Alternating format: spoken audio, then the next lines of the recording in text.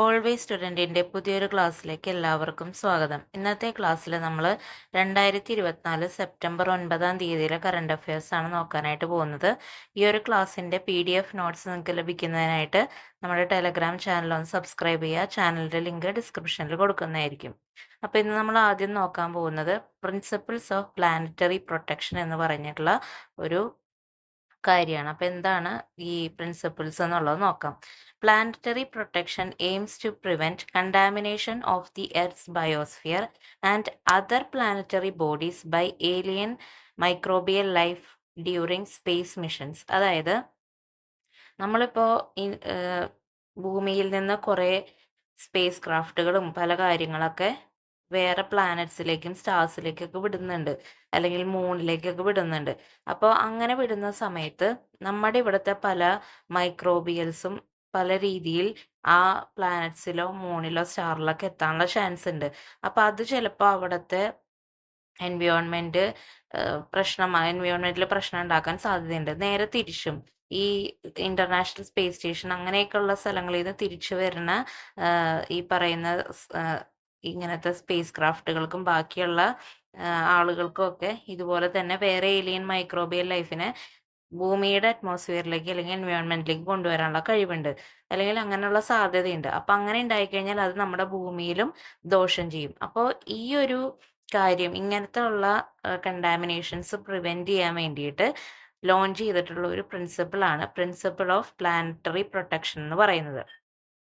It ensures that missions to the moon, stars, and other celestial bodies do not compromise their environments or introduce harmful elements. അപ്പോൾ ഇങ്ങനെയുള്ള Moon, Mars, ബാക്കി celestial ബോഡീസിലേക്കുള്ള missions ഒന്നും ഇങ്ങനെ ഇത്തരത്തിലുള്ള എൻവയോൺമെന്റുകളെ ഒന്നും compromise ചെയ്യില്ല, harmful എലമെന്റ്സിനെ ഒന്നും പുതിയതായിട്ട് അങ്ങോട്ടും ഇങ്ങോട്ടും കൊണ്ടുവരില്ല എന്നുള്ളത് ഉറപ്പുവരുത്തുക എന്നുള്ളതാണ് ഇതിന്റെ ലക്ഷ്യം. This principle established under Article 9 of the Outer Space Treaty 1967 requires spacecraft to be thoroughly cleaned and sterilized to maintain pristine conditions. അതായത് ഈ ഒരു പ്രിൻസിപ്പിള് എന്തിന്റെ അണ്ടറിലാണെന്ന് വെച്ച് കഴിഞ്ഞിട്ടുണ്ടെങ്കിൽ 1967 ഔട്ടർ സ്പേസ് ട്രീറ്റിയുടെ ആർട്ടിക്കിൾ 9 അണ്ടറിലാണ് ഈ ഒരു പ്ലാനറ്ററി പ്രൊട്ടക്ഷൻ പ്രിൻസിപ്പിൾസ് കൊണ്ടുവന്നിരിക്കുന്നത്.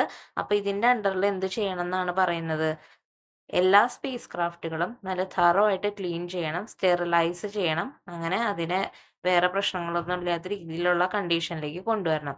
India's Mars Orbiter mission or Mangalyaan in 2014 was designed with planetary protection measures to avoid contaminating Mars. അപ്പോൾ 2014 ഇന്ത്യയിൽ അല്ലെങ്കിൽ ഇന്ത്യ വിക്ഷേപിച്ച മംഗൾയാൻ മിഷൻ അഥവാ മാർസ് ഓർബിറ്റർ മിഷൻ എന്ന് പറയുന്നത് ഇതേപോലെ തന്നെ പ്ലാനറ്ററി പ്രൊട്ടക്ഷൻ മെഷേഴ്സ് ഒക്കെ ഫോളോ ചെയ്തിട്ടാണ് ഇവിടുന്ന് വിട്ടത്, അല്ലെങ്കിൽ ഡിസൈൻ ചെയ്തിട്ടുണ്ടായിരുന്നത്. അതിന്റെ ഉദ്ദേശം ഇവിടുന്ന് അത് മാർസിലേക്ക് എത്തുമ്പോൾ മാർസിൽ അത് കണ്ടാമിനേഷൻസ് ഉണ്ടാക്കരുത്. അതുപോലെ ചൈനയുടെ 2028 പോകുന്ന ഒരു മാർസ് മിഷൻ ഉണ്ട്. China's Tianwen-3 Mars mission set for 2028 will adhere to these guidelines. അപ്പൊ ഈ ഒരു മിഷനും പ്ലാനറ്ററി പ്രൊട്ടക്ഷൻ എന്ന് പറയുന്ന ഈ ഒരു പ്രിൻസിപ്പിൾസിന് അംഗീകാരത്തോടുകൂടി അല്ലെങ്കിൽ അതിനനുസരിച്ചിട്ടാണ് ഇത് വിടാനായിട്ട് പോകുന്നത്. ഓക്കെ, അപ്പൊ ഇത്രയാണ് പ്രിൻസിപ്പിൾസ് ഓഫ് പ്ലാനറ്ററി പ്രൊട്ടക്ഷനെ കുറിച്ച് അറിഞ്ഞിരിക്കേണ്ട ഡീറ്റെയിൽസ്. നെക്സ്റ്റ് നമ്മൾ പറയാൻ പോകുന്നത് റീം എന്ന് പറഞ്ഞിട്ടുള്ള ഒരു ഗ്ലോബൽ സമ്മിറ്റിനെ കുറിച്ചാണ്. ആദ്യം അതിന്റെ എക്സ്പാൻഷൻ നോക്കാം. റീം എന്ന് പറയുന്നത് responsible use of artificial intelligence in the military domain. അതായത് മിലിറ്ററി ഡൊമൈനിൽ ആർട്ടിഫിഷ്യൽ ഇന്റലിജൻസ് യൂസ് ചെയ്യുമ്പോൾ റെസ്പോൺസിബിൾ ആയിട്ട് യൂസ് ചെയ്യാനായിട്ടുള്ള ഒരു ഗ്ലോബൽ സമ്മിറ്റ് ആണ് റീം എന്ന് പറയുന്നത്. നോക്കാം. It is A global summit focused on establishing norms and guidelines for the ethical and responsible use of AI in military settings. അതായത് മിലിറ്ററി സെറ്റിംഗ്സിൽ AI യൂസ് ചെയ്യുന്ന സമയത്ത് എത്തിക്കലും റെസ്പോൺസിബിളും ആയിട്ട് എങ്ങനെ യൂസ് ചെയ്യാം എന്നുള്ളതിനെ പറ്റിയിട്ടുള്ള ഗൈഡ് ലൈൻസും നോംസും എസ്റ്റാബ്ലിഷ് ചെയ്യാനായിട്ടുള്ള ഒരു ഗ്ലോബൽ സമ്മിറ്റ് ആണ് റീം എന്ന് പറയുന്നത്.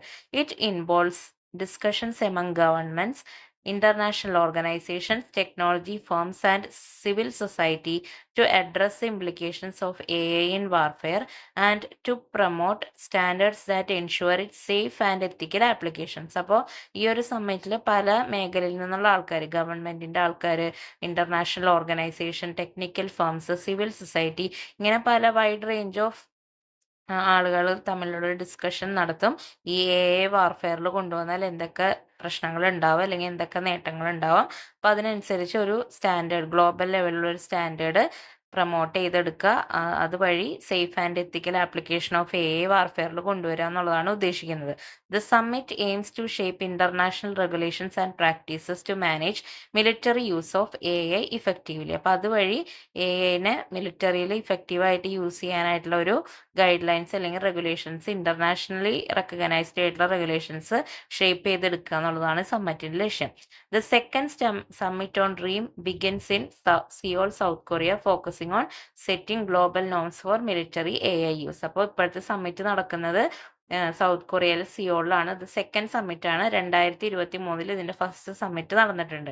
India has been observing but not actively participating while US and China are more engaged. അപ്പൊ ഇന്ത്യ ഈ ഒരു സമ്മിറ്റിൽ അത്ര ആക്റ്റീവായിട്ട് പാർട്ടിസിപ്പേറ്റ് ചെയ്യുന്നില്ല. എന്തൊക്കെയാണ് ഇതിലുണ്ടാവുന്ന ഡെവലപ്മെന്റ്സ് എന്ന് പറയുന്നത് ക്ലോസ്ലി ഒബ്സർവ് ചെയ്യാണ്. പക്ഷെ US ചൈനയൊക്കെ ഈ ഒരു സമ്മിറ്റിൽ ഭയങ്കരമായിട്ട് എൻഗേജ് ചെയ്ത് നിൽക്കുന്നുണ്ട്. അപ്പൊ എന്താണ് റീം എന്നുള്ളത് മനസ്സിലാക്കുക.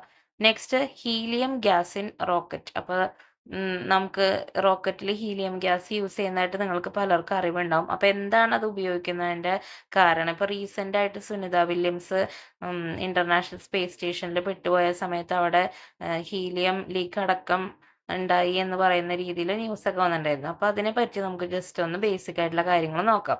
Helium is used in rocket because it is inert, non-reactive and has very low boiling point, allowing it to remain a gas in extremely cold conditions. അതായത് ഇത് ഹീലിയം ഗ്യാസ് നമ്മൾ റോക്കറ്റിൽ ഉപയോഗിക്കാനുള്ള കാരണം എന്താണെന്ന് വെച്ചിട്ടുണ്ടെങ്കിൽ അതൊരു ഇനേർട്ട് ഗ്യാസ് ആണ്. അതായത് വേറെ എലമെന്റ്സ് ആയിട്ടൊന്നും ഇത് റിയാക്ട് ചെയ്യില്ല, നോൺ റിയാക്റ്റീവ് ആണ്. അതുപോലെ തന്നെ ഇതിന് വളരെ കുറഞ്ഞ ബോയിലിംഗ് പോയിന്റ് ആണുള്ളത്. ഏകദേശം -268.9 ആണ് ഇതിന്റെ ബോയിലിംഗ് പോയിന്റ് വരുന്നത്. അപ്പൊ എന്താന്ന് വെച്ചിട്ടുണ്ടെങ്കിൽ എത്ര എക്സ്ട്രീം കോൾഡ് കണ്ടീഷനിലും ഇവര് ഈ ഒരു ഹീലിയം എന്ന് പറയുന്നത് ഗ്യാസ് ആയിട്ട് തന്നെ നിൽക്കും. അതാണ് ഇതിന്റെ ഒരു advantage. It pressurises fuel tanks ensuring smooth fuel flow to the engines and is safe to use with the residual fuel. അപ്പോൾ ഇത് ഈ ഒരു ഹീലിയം ഗ്യാസ് ഫ്യൂവൽ ടാങ്കിൽ ഫില്ല് ചെയ്യുമ്പോൾ അത് ഫ്യൂവലിനെ പ്രഷറൈസ് ചെയ്യും. അപ്പോൾ സ്മൂത്ത് ആയിട്ട് ഫ്യൂവൽ എൻജിൻസിലേക്ക് ഫ്ലോ ചെയ്യും. അതുപോലെ തന്നെ റെസിജ്വൽ ഫ്യൂവൽ ഉണ്ടെങ്കിൽ, അതായത് ബാക്കിയുള്ള ഫ്യൂവൽ ഉണ്ടെങ്കിൽ അതും സേഫ് ആയിട്ട് യൂസ് ചെയ്യാൻ പറ്റും ഹീലിയം ഗ്യാസ് ഫില്ല് ചെയ്യുന്നതുകൊണ്ട്. It's small size helps detect leaks making it valuable for maintaining rocket system. അതുപോലെ തന്നെ ഈ ഒരു ഹീലിയം ഗ്യാസിന്റെ സൈസ് വളരെ ചെറുതായതുകൊണ്ട് തന്നെ ഇത് ലീക്ക് ആയി കഴിഞ്ഞാൽ പെട്ടെന്ന് നമുക്ക് ഡിറ്റക്ട് ചെയ്യാനായിട്ട് പറ്റും. നമ്മുടെ അറ്റ്മോസ്ഫിയറിലുള്ള ഹീലിയം അല്ലെങ്കിൽ മൊത്തത്തിൽ അറ്റ്മോസ്ഫിയറിലുള്ള ഹീലിയത്തിന്റെ അളവ് ഭയങ്കര കുറവാണ്. അപ്പോൾ ഇത് ലീക്ക് ആയാൽ തന്നെ പെട്ടെന്ന് അറിയാൻ പറ്റും. Alternatives like argon and nitrogen have been tested but helium remains common due to its efficiency in the space industry. അപ്പോൾ ഹീലിയത്തിന് പകരം മറ്റൊരു ഇനേർട്ട് ഗ്യാസ് ആയിട്ടുള്ള ആർഗൺ അല്ലെങ്കിൽ വേറൊരു ഗ്യാസ് ആയിട്ടുള്ള നൈട്രജനൊക്കെ യൂസ് ചെയ്ത് ടെസ്റ്റിംഗ് ഒക്കെ നടന്നായിരുന്നു. പക്ഷേ ഏറ്റവും ബെസ്റ്റ് ആയിട്ട് റിസൾട്ട് തരുന്ന ഹീലിയം ആയതുകൊണ്ട്, എഫിഷ്യൻസി കൂടുതലായതുകൊണ്ടും സ്പേസ് ഇൻഡസ്ട്രിയിൽ ഇപ്പോഴും ഹീലിയം തന്നെയാണ് പ്രോമിനന്റ് ആയിട്ട് നിൽക്കുന്നത്. ഇനി ഹീലിയത്തിനെ കുറിച്ച് ബേസിക് ആയിട്ട് നോക്കുകയാണെങ്കിൽ, helium is A colourless, odourless, non toxic gas with atomic number 2. അതിന് കളറില്ല, മണമില്ല, അത് നോൺ ടോക്സിക് ആണ്, ആറ്റോമിക് നമ്പർ 2 ആണ്. It is the second most abundant element in the universe and is creating through nuclear fission in stars. അതായത് യൂണിവേഴ്സിൽ വെച്ച് ഏറ്റവും abundant ഏറ്റവും കൂടുതൽ കാണപ്പെടുന്ന രണ്ടാമത്തെ എലമെന്റ് ആണ് ഹീലിയം എന്ന് പറയുന്നത്. ഈ സ്റ്റാർസിൽ ഉണ്ടാവുന്ന, നക്ഷത്രങ്ങളിൽ ഉണ്ടാവുന്ന ന്യൂക്ലിയർ ഫ്യൂഷൻ വഴിയാണ് യൂണിവേഴ്സിൽ ഈ ഒരു ഹീലിയം ഫോം ചെയ്യുന്നത്. First detected in sunlight in 1868. It was later discovered in uranium or. അതായത് ഏറ്റവും ആദ്യം ഇത് കണ്ടെത്തുന്നത് 1868 സൺലൈറ്റിലാണ് ഹീലിയം ആദ്യം കാണുന്നത്. പിന്നെ യുറേനിയം ഓറിലും ഇതിനെ ഡിസ്കവർ ചെയ്തിട്ടുണ്ട്. Helium is used in cryogenic MRI scanners and as lifting gases. Cryogenic എന്ന് ഉദ്ദേശിക്കുന്നത് വളരെ ലോ ടെമ്പറേച്ചറിൽ വർക്ക് ചെയ്യുന്ന കാര്യങ്ങളാണ് ക്രയോജനിക് എന്ന് പറയുക. അപ്പോൾ ഹീലിയം അങ്ങനെ ക്രയോജനിക് ഫെസിലിറ്റീസ് ആവശ്യമുള്ളിടത്ത് ഉപയോഗിക്കാറുണ്ട്. MRI സ്കാനേഴ്സിൽ ഉപയോഗിക്കാറുണ്ട്. ലിഫ്റ്റിംഗ് ഗ്യാസ്, അതായത് പൊങ്ങാനുള്ള ഗ്യാസ് ആയിട്ട് യൂസ് ചെയ്യാറുണ്ട്. It's rare on Earth, mainly produced through radioactive decay of elements like uranium and extracted from natural gas. നമ്മുടെ ഭൂമിയിൽ ഇതിൻ്റെ പ്രസൻസ് ഭയങ്കര കുറവാണ്. പ്രൊഡ്യൂസ് ചെയ്യുന്നതാണെങ്കിൽ തന്നെ യുറേനിയം പോലുള്ള റേഡിയോ ആക്റ്റീവ് മെറ്റീരിയൽസിൻ്റെ ഡീക്കേ കാരണമാണ് ഇത് ഉണ്ടാവുന്നത്. അല്ലെങ്കിൽ നാച്ചുറൽ ഗ്യാസിൻ്റെ എക്സ്ട്രാക്ഷൻ്റെ സമയത്ത് ഇത് എർത്തിലേക്ക് വരാറുണ്ട്. Once released into atmosphere it escapes into space, making it a non renewable resource. അതുപോലെ തന്നെ ഇത് എപ്പോഴെങ്കിലും അറ്റ്മോസ്ഫിയറിലേക്ക് വന്നു കഴിഞ്ഞാൽ ഇത് പെട്ടെന്ന് തന്നെ സ്പേസിലേക്ക് പോകും. അറ്റ്മോസ്ഫിയറിൽ, ഭൂമിയുടെ അറ്റ്മോസ്ഫിയറിൽ നിൽക്കില്ല. അതുകൊണ്ട് തന്നെ ഇതൊരു നോൺ റിന്യൂവബിൾ റിസോഴ്സ് ആയിട്ടാണ് കണക്കാക്കപ്പെടുന്നത്. നെക്സ്റ്റ് നമ്മൾ നോക്കാൻ പോകുന്നത് നമ്മുടെ ഇന്ത്യയിൽ നിലവിലുള്ള കൊളീജിയം സിസ്റ്റത്തിനെ കുറിച്ചിട്ടാണ്. കൊളീജിയം സിസ്റ്റം എന്ന് പറഞ്ഞിട്ടുണ്ടെങ്കിൽ നമ്മുടെ ഹൈക്കോടതിയിലും സുപ്രീം കോടതിയിലും ഒക്കെ ജഡ്ജസിന്റെ അപ്പോയിൻമെന്റിനെ കുറിച്ചിട്ടുള്ള റെക്കമെൻഡേഷൻ, അവരുടെ ട്രാൻസ്ഫർ, അവരുടെ പ്രൊമോഷൻ, അതുപോലെയുള്ള കാര്യങ്ങളൊക്കെ ചെയ്യാനായിട്ട് ഈ ജഡ്ജിമാരുടെ ഇടയിൽ തന്നെയുള്ള ഒരു എസ്റ്റാബ്ലിഷ് ചെയ്തെടുത്തിരിക്കുന്ന ഒരു സിസ്റ്റമാണ് കൊളീജിയം സിസ്റ്റം എന്ന് പറയുന്നത്. അതിനെ പറ്റിയിട്ടുള്ള ബേസിക് ഡീറ്റെയിൽസ് ഒന്ന് നോക്കാം. The Supreme Court has ruled that elevation of judges must be decided collectively by the High Court Collegium, not by an individual chief justice. അതായത് ഇപ്പോൾ അത് റീസെൻ്റ്ലി വന്നൊരു ന്യൂസിൻ്റെ അടിസ്ഥാനത്തിൽ സുപ്രീം കോടതി കൊണ്ടുവന്ന റൂളിംഗ് ആണ്. അതായത് ഒരു ജഡ്ജിനെ നമുക്ക് ഇപ്പോൾ പ്രൊമോട്ട് ചെയ്യണം, അതാണ് എലിവേറ്റ് ചെയ്യണം എന്നുള്ളത് ഉദ്ദേശിച്ചത്. അപ്പോൾ പ്രൊമോഷൻ ചെയ്യണമെന്നുണ്ടെങ്കിൽ അത് ആ ജഡ്ജി ഇരിക്കുന്ന ഹൈക്കോർട്ട് കൊളീജിയമാണ്. അതായത് ആ ഒരു ഗ്രൂപ്പ് ഓഫ് ജഡ്ജസ് ആണ് അതിനെപ്പറ്റി തീരുമാനം എടുക്കേണ്ടത്. അല്ലാതെ ആ ഹൈക്കോർട്ടിലെ ചീഫ് ജസ്റ്റിസ് മാത്രമല്ല അതിന് തീരുമാനം എടുക്കേണ്ടത്. അപ്പോൾ എന്താണ് കൊളീജിയൻ സിസ്റ്റം എന്നുള്ളത് നോക്കാം. The collegium system recommends appoints for supreme court and high court judges. ആരൊക്കെ സുപ്രീം കോടതി ഹൈക്കോർട്ട് ജഡ്ജസുകളൊക്കെ ആയിട്ട് അപ്പോയിന്റ് ചെയ്യണം എന്നുള്ള കാര്യം റെക്കമെൻഡ് ചെയ്യലാണ് കൊളീജിയൻ സിസ്റ്റത്തിന്റെ ഒരു ഉത്തരവാദിത്തം. സുപ്രീം കോർട്ടിലാണെങ്കിൽ collegium includes chief justice of India and 4 senior most supreme court judges. Supreme കോടതിയിലെ കൊളീജിയം സിസ്റ്റത്തിൽ ചീഫ് ജസ്റ്റിസ് ഓഫ് ഇന്ത്യ ഒരു മെമ്പർ ആയിരിക്കും. പിന്നെ അതുകൂടാതെ 4 പേരുണ്ടാവും. 4 senior most supreme court judges ആണ് അതിലുണ്ടാവുക. ഹൈക്കോർട്ടിലാണെങ്കിലോ high court collegium consist of high court chief justice and 2 senior high court judges. Okay, അപ്പോൾ ഇതുപോലെ തന്നെ ഹൈക്കോർട്ടിൽ ടോട്ടൽ 3 പേര്, അതിൽ ഒരാൾ ഹൈക്കോർട്ട് ചീഫ് ജസ്റ്റിസ്, ബാക്കി 2 പേര് സീനിയർ ഹൈക്കോർട്ട് ജഡ്ജസ് ആയിരിക്കും. Appointments are made by the president under Article 124 and 217 of the Constitution. അപ്പോൾ റെക്കമെൻഡേഷൻസ് ആണ് കൊളീജിയം കൊടുക്കുക. അതിനനുസരിച്ച് അപ്പോയിൻമെന്റ് ചെയ്യുന്നത് പ്രസിഡന്റ് ആയിരിക്കും. അപ്പോൾ സുപ്രീം കോടതിയുടെ ഈ കൊളീജിയം സിസ്റ്റത്തിനെ കുറിച്ച് അത് കൊളീജിയം എന്ന് പറഞ്ഞൊരു വേർഡ് അങ്ങനെ തന്നെ നമ്മുടെ കോൺസ്റ്റിറ്റ്യൂഷനിൽ പറയുന്നില്ല. ഇങ്ങനെ ഒരു ഗ്രൂപ്പ് ചേർന്ന് തിരഞ്ഞെടുക്കണമെന്നേ പറയണുള്ളൂ. അപ്പോൾ അതിനെക്കുറിച്ച് മെൻഷൻ ചെയ്യുന്ന സുപ്രീം കോടതിയുടെ ആർട്ടിക്കിൾ 124ഉം ഹൈക്കോർട്ടിന്റെ ആർട്ടിക്കിൾ 217 ആണ് വരുന്നത്. ഇനി നെക്സ്റ്റ് നമ്മൾ നോക്കാൻ പോകുന്നത് ഹസ്ന എന്ന് പറഞ്ഞിട്ട് റീസെന്റ് ആയിട്ട് നമ്മുടെ ഇന്ത്യൻ തീരത്ത് വീശിയിട്ടുള്ള ഒരു സൈക്ലോണിനെ കുറിച്ചിട്ടാണ്. അത് ന്യൂസിൽ ഇപ്പോൾ ഇമ്പോർട്ടൻ്റ് ആവാൻ കാരണം എന്താ വെച്ചിട്ടുണ്ടെങ്കിൽ ഈ ഓഗസ്റ്റ് മാസത്തിൽ സൈക്ലോൺസ് ഒക്കെ വളരെ റെയർ ആയിട്ട് സംഭവിക്കാറുള്ളൂ. അപ്പോൾ അതുകൊണ്ട് തന്നെ ക്ലൈമറ്റ് ചേഞ്ചിന്റെ ഒരു ഇമ്പാക്റ്റ് എന്ന് പറയുന്ന രീതിയിലാണ് ഈ ഒരു ഹസ്ന ഇപ്പോൾ ഫോം ചെയ്ത് വന്നിരിക്കുന്നത്. അതിന്റെ നെയിമിംഗ് ചെയ്തിരിക്കുന്നത് പാകിസ്ഥാനാണ്. ഹസ്ന എന്ന് പറഞ്ഞ പേര് കൊടുത്തിരിക്കുന്നത്. അപ്പോൾ അതിനെ പറ്റി ഒന്ന് നോക്കാം. A rare August cyclone named Hasna currently positioned off the Kutch coast is even more remarkable for having originated over land. അപ്പോൾ ഒരു റെയർ ആയിട്ടുള്ള സൈക്ലോൺ ആണ് ഇപ്പോൾ കണ്ട ഹസ്ന എന്ന് പറയുന്നത്. നമ്മുടെ ഗുജറാത്തിന്റെ കച്ച് തീരത്താണ് അത് പൊസിഷൻ ചെയ്തത് ആദ്യം. അപ്പോൾ അത് പിന്നീട് ലാൻഡിന്റെ അതായത് കരഭാഗത്ത് നിന്ന് തന്നെ അത് ഒറിജിനേറ്റ് ചെയ്ത് പിന്നെ അത് അവിടെ നിന്ന് എക്സ്പാൻഡ് ചെയ്തിട്ടാണ് അത് മൂവ് ചെയ്തത്. Asna is notable because it is the first cyclone in August in north Indian Ocean since 1981. അതായത് 1981 ശേഷം നോർത്ത് ഇന്ത്യൻ ഓഷനിൽ വന്നിട്ടുള്ള ഓഗസ്റ്റ് മാസത്തിൽ വന്നിട്ടുള്ള ആദ്യത്തെ സൈക്ലോൺ ആണ് ഈ ഒരു ഹസ്ന എന്ന് പറയുന്നത്. അപ്പൊ ഇത്രയും കൊല്ലങ്ങളായിട്ട് ഓഗസ്റ്റ് മന്തിൽ നോർത്ത് ഇന്ത്യൻ ഓഷനിൽ ഓഗസ്റ്റ് മന്തിൽ ഒരു സൈക്ലോൺ ഉണ്ടായിട്ടില്ല. August is typically not part of cyclone season in this region. August എന്ന് പറഞ്ഞാൽ ഈ ഭാഗത്ത് ഒരു സൈക്ലോൺ ഉണ്ടാവുന്ന ഒരു സമയമല്ല സാധാരണഗതിയിൽ.